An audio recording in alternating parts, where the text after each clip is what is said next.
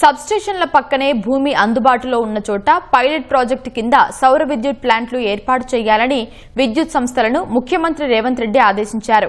హైదరాబాద్ మినహా ఉమ్మడి 9 జిల్లాల్లో 2 చొప్పున 18 సోలార్ పవర్ ప్లాంట్ల నిర్మాణానికి నోడల్ అధికారులను వెంటనే నియమించాలని సూచించారు.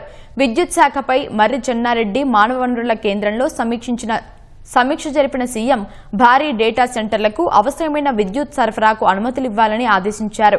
నూతన పారిశ్రామిక వాడలు, హైస్పీడ్ రైల్ కారిడార్లు, RRR వంటి వాటిని అభివృద్ధి చేస్తున్నందున అదనంగా పెరిగే డిమాండ్కు తగిన విద్యుత్ సరఫరాకు అవసరమైన సబ్స్టేషన్ల నిర్మాణాన్ని వెంటనే ప్రారంభించాలని స్పష్టం చేశారు.